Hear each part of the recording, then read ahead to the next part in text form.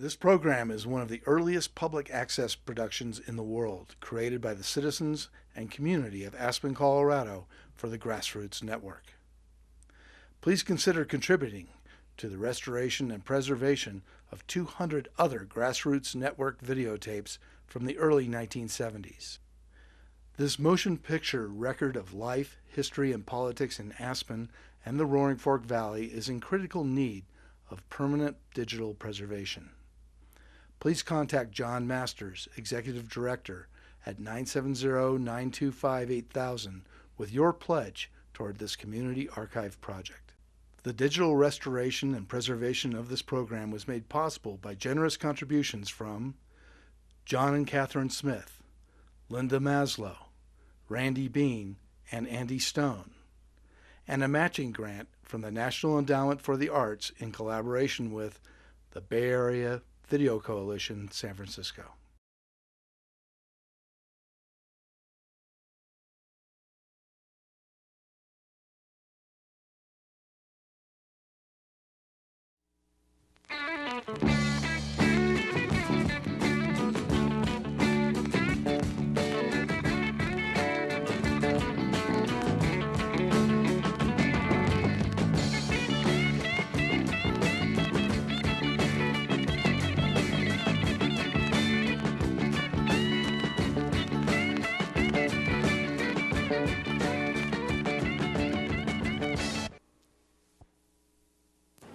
The wife and I was married the first day of December, 1919.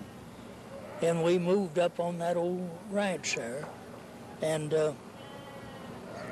we'd been there about 2 or 3 weeks, and some fellows come there wanting me to go out around that. You see, do you know Rifle Falls? They wanted us to go around there and shoot out some of them rocks so they could dump dirt in there to keep the water from getting away. Well, we made some shots in there, old man Seymour and I. We had to drill by hand then, you know. Yeah. One piece of rock was about this big and about this long, about this thick, and it's real lead color. But streaks in it looked like silver. That is an old-time miner that mined in Leadville and Aspen. He told us, he said, that's valuable ore, but I don't know what all's there. Why don't you wrap it up and take it to Glenwood and send it to Leadville, to the assay office? We sent it there, in about 3 or 4 days, here come 3 men in an old spring wagon looking me up, wanting to know where I found that ore. Well, anyway, that proved out to be oil shale in it. But it had vanadium in it too, see? And they built the mill out there then, and they hauled the vanadium up there, but there never had been a process to know how to get the oil shale working. Estimates of the amount of oil trapped in shale beneath the dry, rugged terrain of western Colorado, Utah, and Wyoming range as high as 3 trillion barrels. Garfield, Mesa, and Rio Blanco counties in Colorado alone contain 3 times as much oil as the entire Middle East.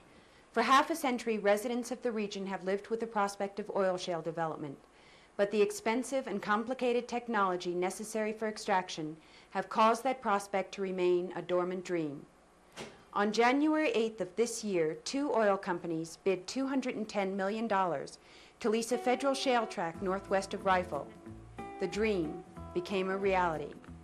Barring further environmental opposition, Colony Development Operation, a consortium headed by Atlantic Richfield, will start construction this year of a 50,000 barrel a day plant just west of Rifle.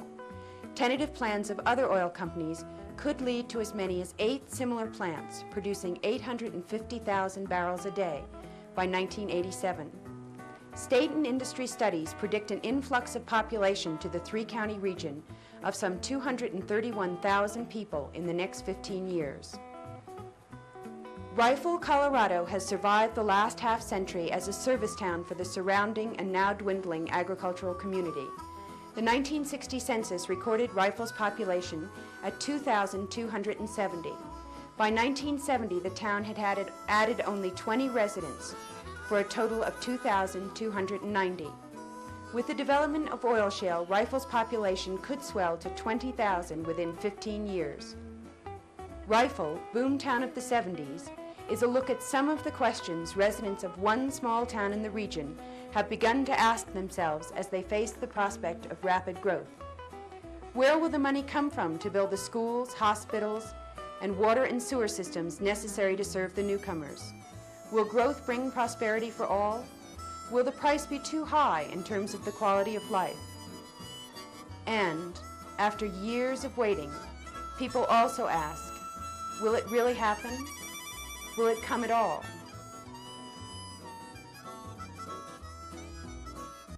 When do you think it's going to come? You mean the boom? Yeah, the boom. It's a good question, but in probably 3 or 4 years. I don't believe oil shale's in the real immediate future, possibly within the next 10 years. Well, I can see just oil boom all over the town. You know, changes in construction, everything, housing, building, everywhere, pipeline laying and all that. It's going to be like Oklahoma City. Do you think oil shale's coming for good this time? Yes, I do. I've lived here for 16 years, and I think when you have companies that have committed a good many $1 million to development programs, that they're not in here for fun. They're for real. The effect of oil shale, first, will be most positive, since this community has been pretty severely economically depressed with the closing of Union Oil's plant on Parachute Creek and the closing of the Union Carbide plant. We lost a couple of other small businesses, and in a community this size that had a very serious impact that was detrimental to the economic well-being. The result of the oil shale development will be to replace that vitality that was lost. Everyone looks with anticipation on that. Locally, who stands to profit and who stands to lose? Well, of course, the businessmen presumably will profit if they're running their businesses correctly. The whole area. I think we all stand to profit, yeah. And wherever you gain a profit and move forward, you lose a certain something also, you know. Well, that's what I was going to say. I think everybody will gain in one hand and possibly lose in another in lifestyle, in it speeds up the lifestyle, yeah. Is what you're saying. People, I don't know how it can speed it up anymore. Yeah. But you get people upon people. That's the thing that I'm not looking forward to. All people in active status will benefit. I think those that will be hurt are those naturally on a fixed income. Yes. Yeah. Limited income. Limited income pensioners. Yeah, the thing is that we want the development, we really do, but we want it in a sane, controlled manner.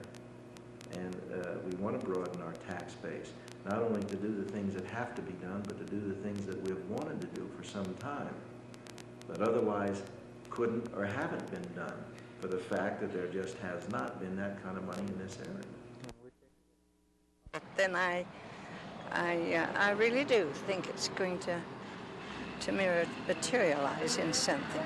And you think it'll be something great for Rifle? Yes, I do. How do you think it'll help Rifle? Well, I don't know. It seems like there's a lot of people moving in Rifle right now. And I think that if this oil shale is a booming, that it will be good. Well, the advantages of oil shale, I think, are the apparent ones. I've talked to young people, and when this business was established, I was lucky to hire some young people who wanted to stay in Rifle. There was no activity that they could get involved in that would pay them more than sustenance level to stay in Rifle. So they were losing a precious resource, and that's a little trite, but really that is our biggest resource, is the vitality of the young people that we might encourage to stay here. So that portion of it, I think, is a real asset that we can realize by keeping young people here with the economy growing at a level that gives them an opportunity. The opportunity for businessmen to continue to reinvest their money here. I think people have more optimism now than at any time in the last several years. And I see more investment by local business people. The banker has discussed this with me. Alan Koeneke has said that the optimism is giving people the courage to invest their money locally, even though the prices have gone up, with the anticipation of having a permanent business community that will give them an opportunity to realize a return on their investment. Now, naturally there are some negatives in this too, and when we get a lot of outside people that aren't interested in our community, then we're going to have to work very hard to maintain the things that we enjoy here. And that's going to be difficult when we double our size. The intimacy of the schools, the beautiful part about walking to work and knowing everybody on the street gives a person a lot of satisfaction and gives one courage. You know the people around you, you know that they're looking out for your best interest as you hope that you are theirs. Losing this will be a strong price to pay. Now, looking at people in Glenwood, they haven't lost this entirely, even though they've grown considerably. They still have a small town feeling there and a feeling of oneness, and I think that's important. If we lose that, we'll lose a lot of our population, because that's one of the beautiful parts about being here, is that the people really are concerned about one another and interested in one another. You're fully aware of some of the impact that oil shale is probably going to make on the area, and I think it's something that's badly needed by the nation. I have mixed emotions about what's going to happen to our countryside in way of tearing up the mountains and the pollution and that sort of thing. But on the other hand, I realize that we need the economic stimulus of added industries in the area. Well, I don't think oil shale will spoil our country. It's going to be up in the back country. You'll never know it by driving through. You'll have to look it up to find it. I don't think it'll. We need to develop it. I'm a firm believer in that. We need to develop a lot of things in our United States that we haven't developed, because they can go to foreign countries and get it cheaper. But we need to develop our own country. No, I don't think it's going to harm the country.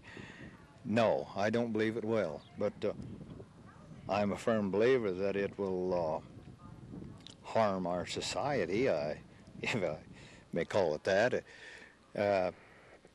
Wherever you have an influx of people, again, you have to take the bitter with the sweet. You have good people coming. You have people that, well, maybe they're not so good. And crime always follows people. And there isn't much of that around here. No, we don't have. It's very. No, ma'am, we don't have much crime. And I came out of New York and Aspen and many cities I lived in with the feeling that the lifestyle was still here, the quiet atmosphere, the chatting with friends at the post office. Oil shale possibly would change that. The impact of growth always has changes that aren't, some are good and some aren't. So I have mixed emotions. I think the growth of an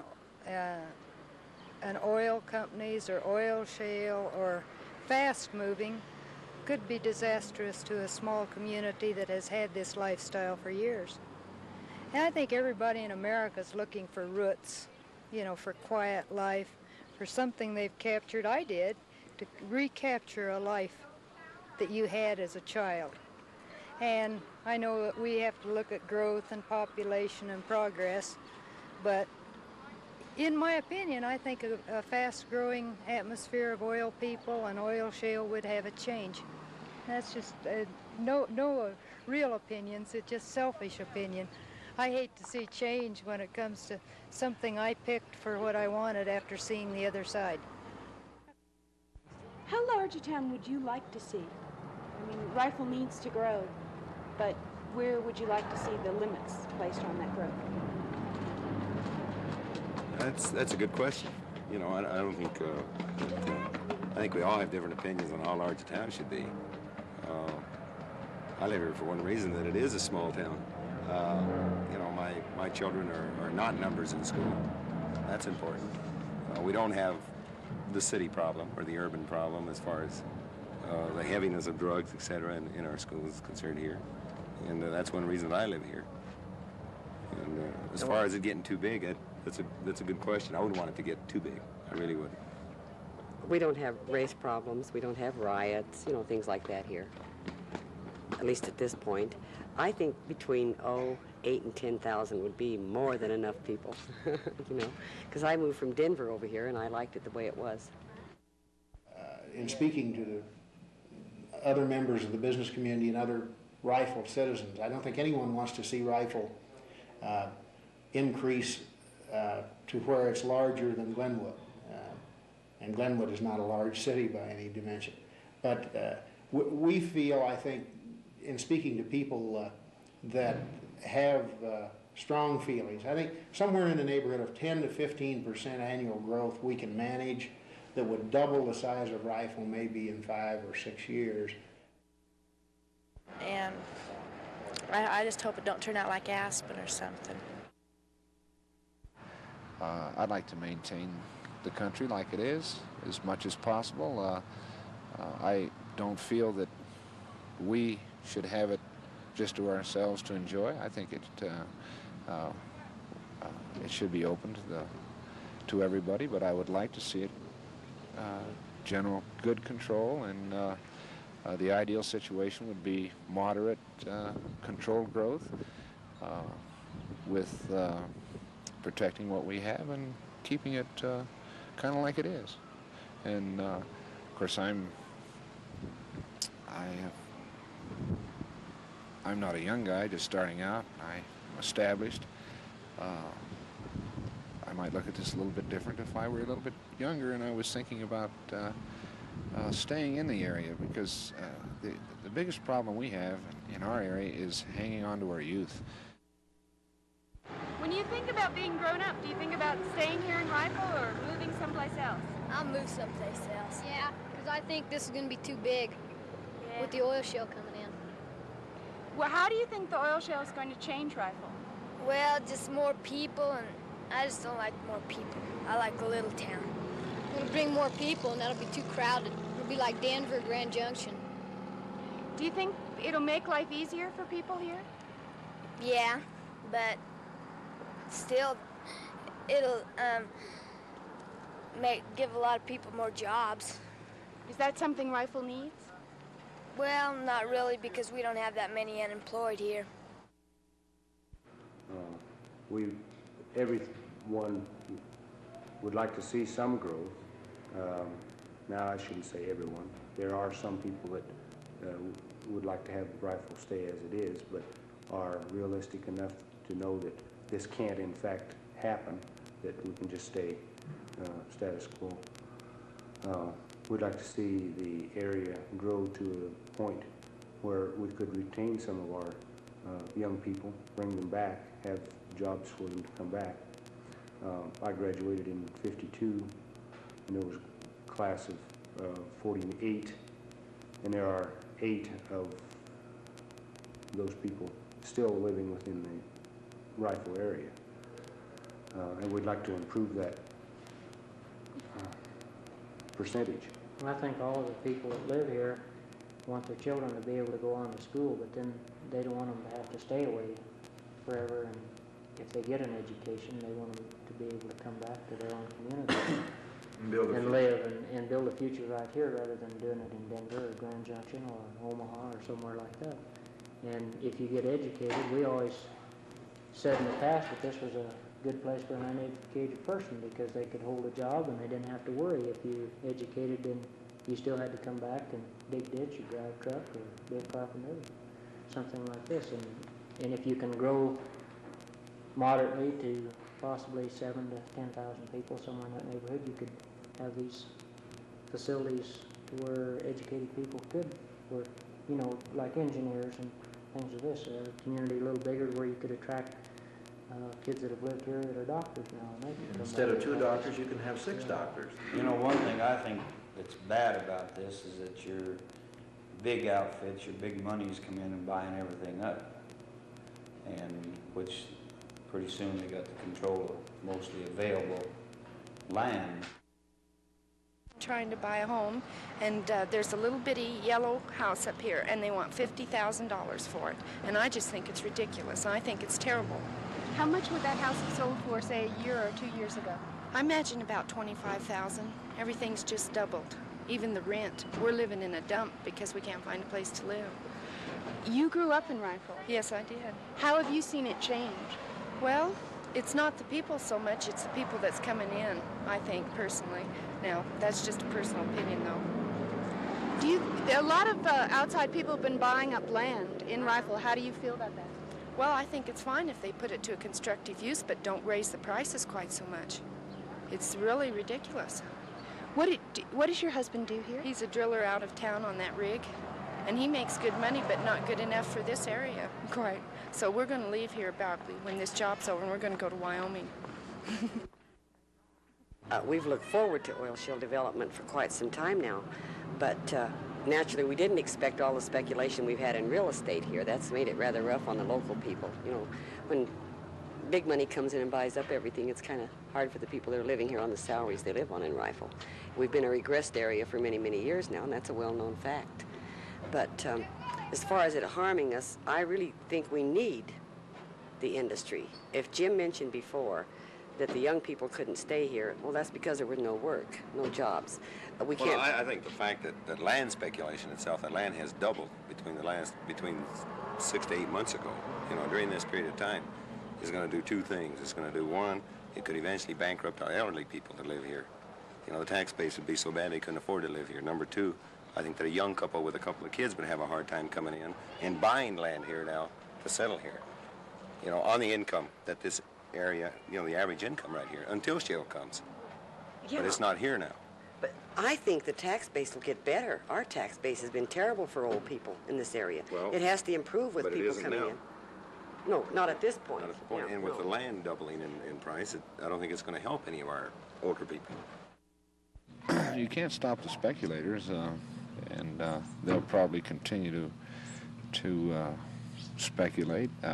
We've noticed quite a decline in the last month or so. So you came here because of the oil shale? Sure. Buy property if you can.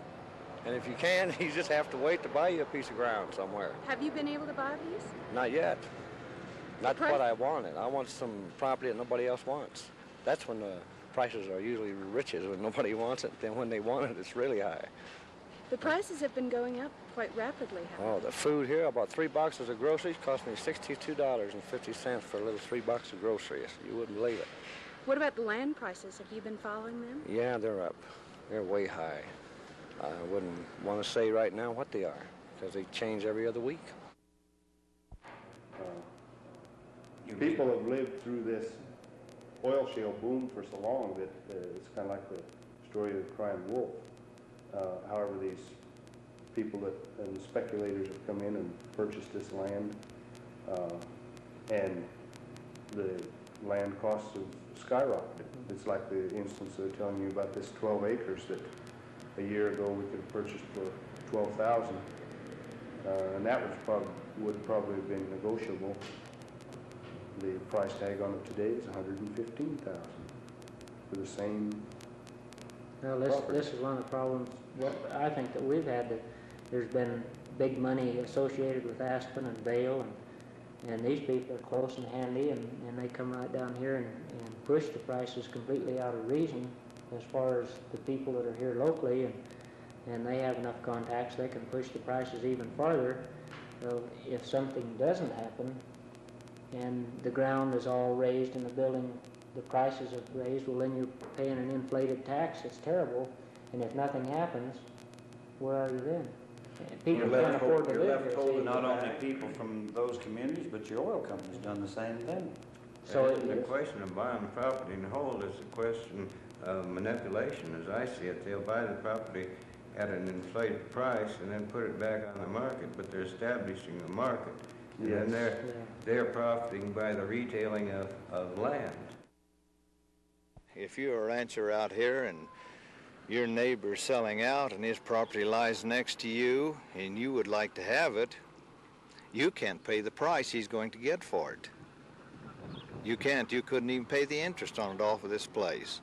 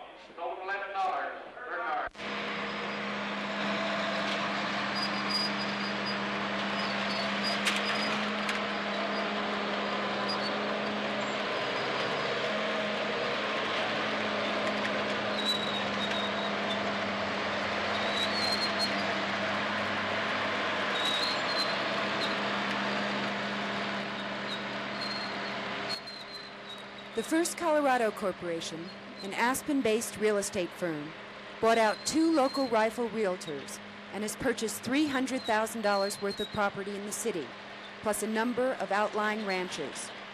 One of the First Colorado purchases was the Winchester Hotel, a town landmark named by Teddy Roosevelt in 1905. It will soon be replaced by a 6-story office building complex.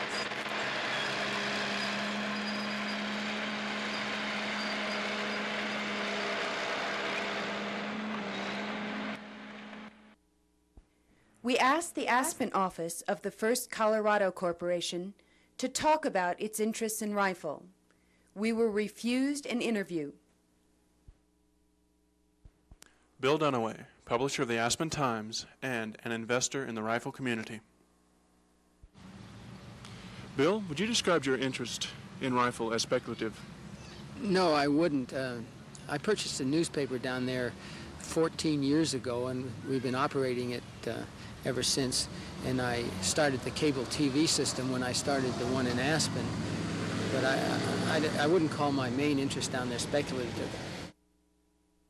Do you think outside investors have a responsibility to a community that they do invest in?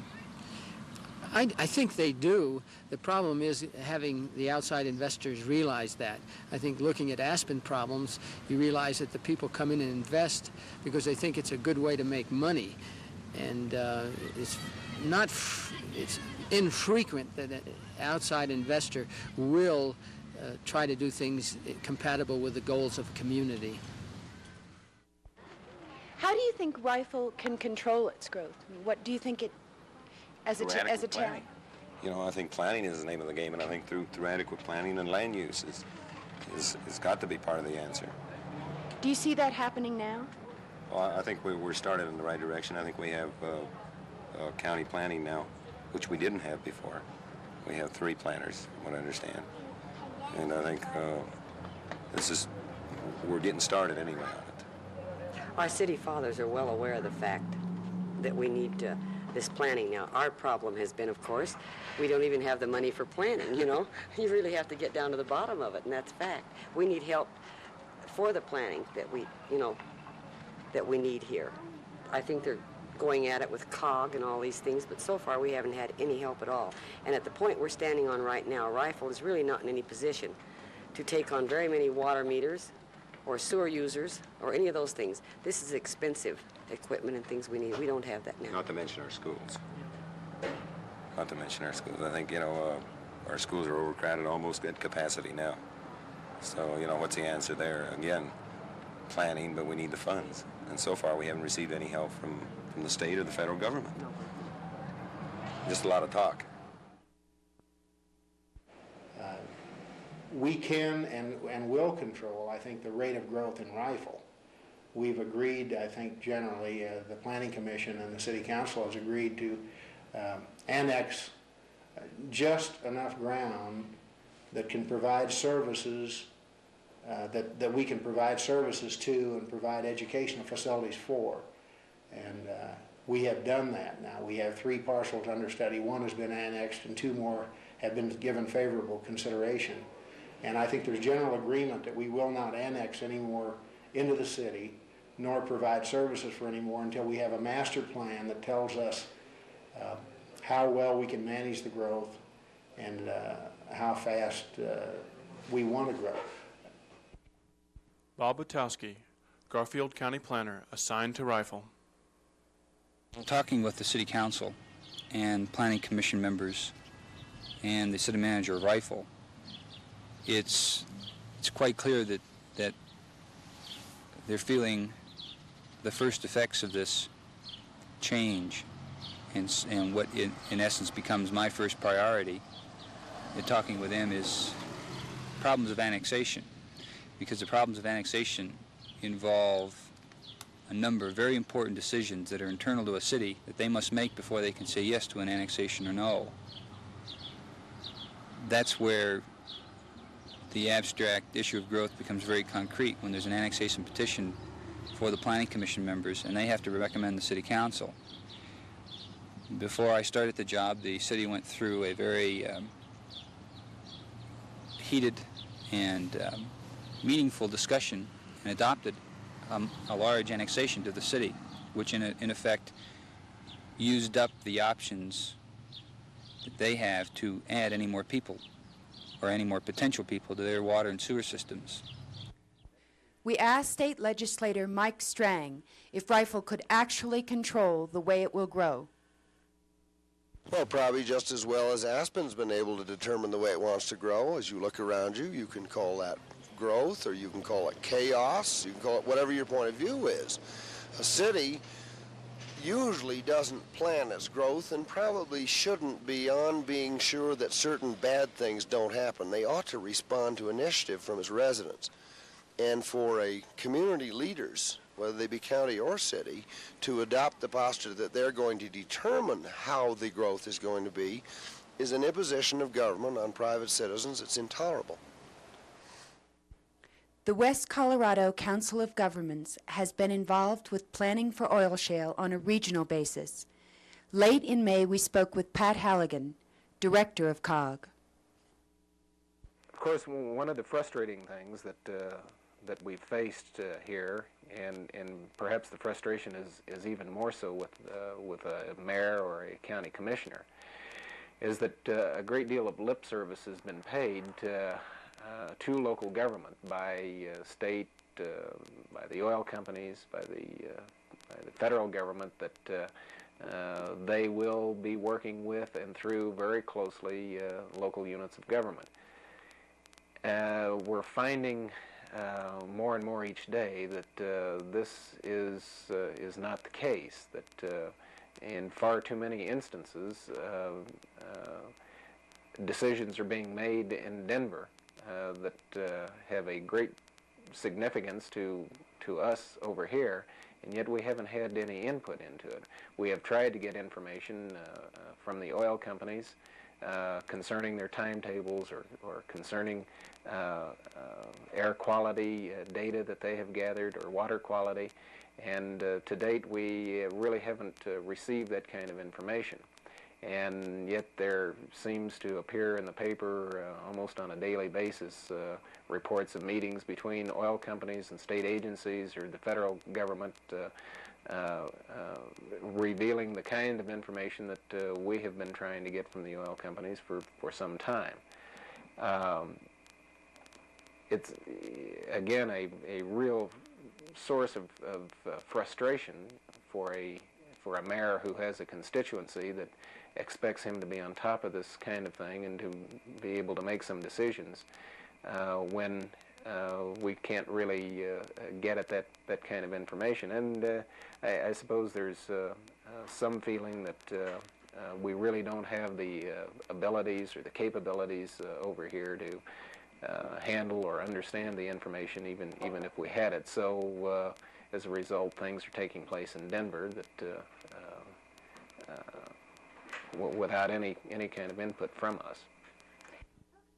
The purpose of my legislative committee is to get at that problem, is to try to pull all the presently available data and studies and facts together into one focus and make them publicly available to everybody, the legislature, the public, all the communities involved, so that we can make recommendations to the General Assembly on what their posture should be with regard to a lot of things, including taxing, severance taxing possibly, use of impact monies, planning.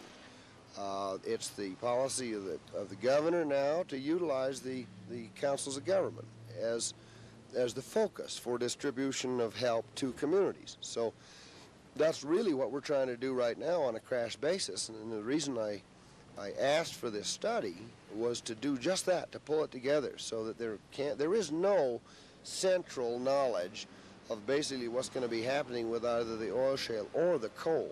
And we're going up to the coal country next month. On June 27th, mayors, city managers, and school and hospital officials from Garfield, Mesa, Moffat, and Rio Blanco counties met with industry, state, and federal representatives. They discussed the possibility of funding a technical assistance program to pay salaries and administrative costs for 20 new planners for the region. The Technical Assistance Program, or TAP, would represent a means of channeling impact monies back into the region. Camilla Auger, a representative from Tosco, describes the purpose of TAP.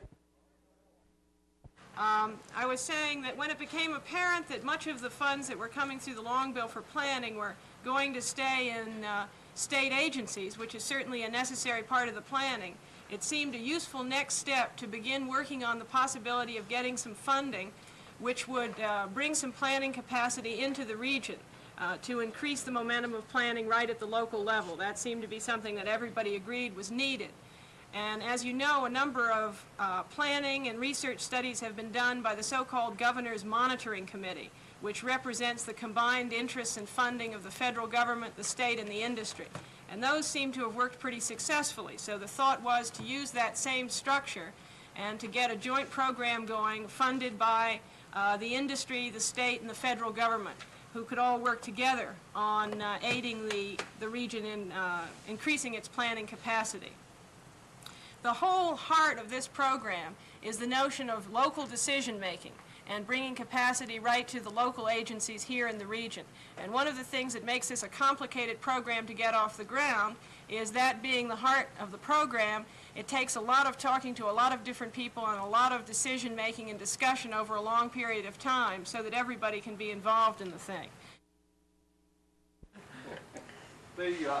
I think one of the things that this meeting has done is that we're already tending to compete among ourselves for the positions and in a kind of a scramble that if our needs aren't voiced, then our spokesman has not done his job.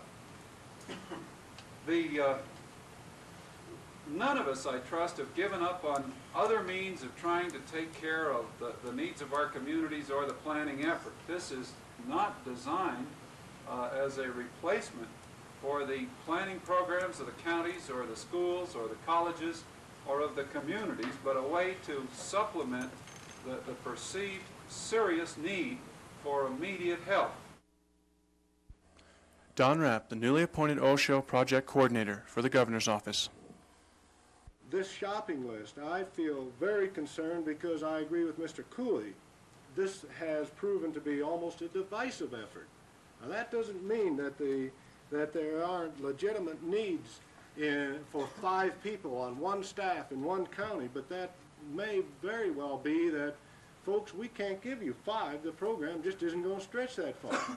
So then, where is the commonality, and what kinds of trade-offs can there be? And only then, believe me, only then can I think that the COG could dare endorse it, and could the legislature feel that this was a kind of project that money should be appropriated for. We have to have these people. We've got a planner that I've been trying to talk to, and this guy is stretching himself thin. He's a wonderful guy. He's very capable. He called me up this morning and said, Lee, I'll have to break our appointment. I can't be in Rifle today. I'm helping Grand Valley lay out an industrial park, and Sil has a problem. And his desk now, that we supplied for him in our Rifle City Hall, is piled 6 inches with paperwork that he can't get to. We need it now. Bob Klausing, chairman of the Federal Regional Council Interagency Planning Committee. You know, it doesn't help us when we have conversations. I think we stop for just 1 minute, and I try to walk in your moccasins and you in mine. See, from my point of view, we're talking about an interagency planning committee. 4 of the members of the committee are here today. We're dealing with 12 agencies. We're dealing with 12 different budgets. We're dealing with agencies that get budgets at any damn time of the year. It might be the last month of the fiscal year. So you can say to me, well, you're talking about a specific dollar? I say, hell no, we don't know what dollar we're talking about unless you can tell me what Congress is going to do. That's number 1. Number 2 is, the reason it's necessary to get some things down on draft or writing or whatever, like that piece of paper there is you gotta, you kind of gotta go along as a team. You can't have one horse pulling up here and one back here. So as you discuss it out here, we discuss it in the federal family. See? And Don and folks in states talking about, Camille's talking about the people in industry. But at the federal level, hell, it's impossible to get 2 agencies ever to agree hardly on anything, let alone get 12 of them to agree along with the state and the industry. So baby, walk in my moccasins for a month. What I'm saying to you is, look, if you give us something in writing and quit fooling around with this, whatever's a local opinion, you give it to us in writing, what you'd like to see, then we'll take it. And I've given you my word, every meeting we've been to, and it's the consensus of the Federal Regional Council, we'll make every effort we can to see if we can get it funded. I can't tell you we're going to fund it. Congress may not appropriate any dollars to fund it. And part of the problem is that a lot of the impact is not in any way related to the federal government's leasing activities. It's from Colony and perhaps Union down at Grand Valley. We're probably going to use some of those monies in the communities, but really the lease monies are to be used for the impact created by the 2 lease sites, CA and CB. The intention is to have the communities generally administer their own fiscal problems, but the law states and should state that those monies have to be appropriated specifically by the General Assembly for impact, which might be schools, it might be teachers, it might be planning, it might be all kinds of things. The federal government won't let you do it now for anything but schools and roads, but we passed a law permitting it to be used for other things anyway in the hopes that the feds will change their mind, and I think they will. If we're not extremely careful, and I think that in this situation the local units of government have to be very intimately involved in this process. If we're not very careful, development that will take place here is going to be the kind of development that we're all saying we don't want to happen. It'll be the kind that we see in Rock Springs or Gillette or Butte, Montana. If we faced a real oil crisis greater than we have now, we know we have an oil crisis and the supply is dwindling, but if it became crucial, such as a war or something like this, I don't believe we'd have any control whatsoever over it. Then again, you would be facing the federal government along with your larger corporations at oil companies, and nothing against the oil companies. They're out to find oil, and that's what they're that's what they need to exist. I would guess to kind of cap it off is what we're saying is the growth. We feel that we can handle the growth if we're given the tools to do it, and we have most of the tools. And as long as we can control the growth and work for a better community, that the majority of the people are for it, and this is a democratic way, the majority of the people, and there's always going to be a few people that do suffer, and you try and minimize that as much as you can, and help your community as much as you can. And I think this is what we're all working for. Unfortunately, communities don't learn from the mistakes of other communities. Aspen was this way 15 years ago. They wanted growth, they wanted economic stimulation, and yet it took them about 10 or 15 years to adopt strong legislation, and Rifle hasn't come to that point yet. Well, I dread the oil shale development. But I think dreading it is probably not the best way to be, because I think it's probably coming. I think there's a national policy decision to exploit that energy resource. So I regard my function as trying to do what can, or help do what can be done to make the impact as modest as possible. I think it's going to be quite large. I dread, for example, having the entire western slope turn into the kind of disorganized, scattered brain community that you often see when you get an Aspen and a Vail happening, where you have a lot of super experts, long-time 6 months residents dictating policy. I hope that doesn't happen. I think there is going to be a very severe people impact. After all, on the oil shale situation, the principal impact is off-site. I dread it, because people and ranching, which I like to do, don't mix. So all these years been going along hoping every little while something would turn up from oil shale. Now what'll happen, it's hard to guess. Hard to guess. This program is one of the earliest public access productions in the world, created by the citizens and community of Aspen, Colorado for the Grassroots Network. Please consider contributing to the restoration and preservation of 200 other Grassroots Network videotapes from the early 1970s. This motion picture record of life, history, and politics in Aspen and the Roaring Fork Valley is in critical need of permanent digital preservation. Please contact John Masters, Executive Director, at 970-925-8000 with your pledge toward this community archive project. The digital restoration and preservation of this program was made possible by generous contributions from John and Catherine Smith, Linda Maslow, Randy Bean, and Andy Stone, and a matching grant from the National Endowment for the Arts in collaboration with the Bay Area Video Coalition, San Francisco.